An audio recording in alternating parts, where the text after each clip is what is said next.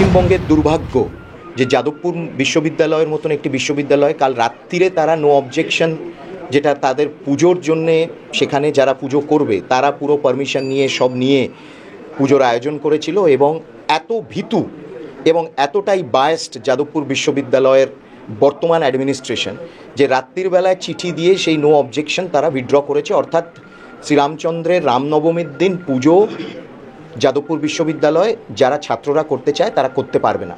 ইফতার হবে যাদবপুর বিশ্ববিদ্যালয়ে, কোনো অসুবিধে নেই, হতে পারে, কিন্তু ইফতারের পারমিশন দেওয়া হয় রামকে নামের মতন বাজে একেবারে বায়াসড বিশৃঙ্খলা ছড়ানোর মতন ডকুমেন্টারি দেখানোর পারমিশন দেওয়া হয়, কিন্তু রাম পুজো করার পারমিশন দেওয়া হচ্ছে না। এ হলো পশ্চিমবঙ্গ এবং যাদবপুর বিশ্ববিদ্যালয় কি এমসিসি দেখাচ্ছে সেই চিঠিটা রয়েছে। চিঠিতে বলছে লোকে অনেকে কমপ্লেন করেছে যে এখানে বিশৃঙ্খলা ছড়াবে। কারা কমপ্লেন করেছে?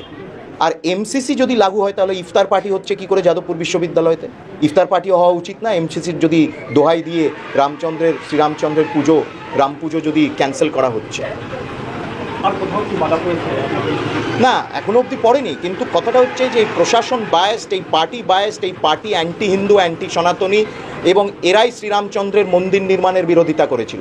এবং সেই জন্যই তৃণমূল কংগ্রেসের মুখ্যমন্ত্রী বলছেন, আজকের দিনে আমি এই বিষয়গুলো আনতে চাই না, কিন্তু বলছেন যে আজকে 17ই এপ্রিল রামনবমীর দিন হচ্ছে আমাদের দাঙ্গা ছড়ানোর দিন, অর্থাৎ আমরা সনাতনীরা আমরা দাঙ্গা ছড়াই। তিনি এই কথা বারবার বলছেন। Election commission should take cognizance of this, strong step নেওয়া উচিত তার বিরুদ্ধে। তিনি প্ররোচনামূলক মন্তব্য করছেন, তিনি সাম্প্রদায়িক সম্প্রীতি ভাঙার চেষ্টা করছেন, এবং তিনি সনাতনীদের দাঙ্গাবাজ বলে আখ্যা দিচ্ছেন।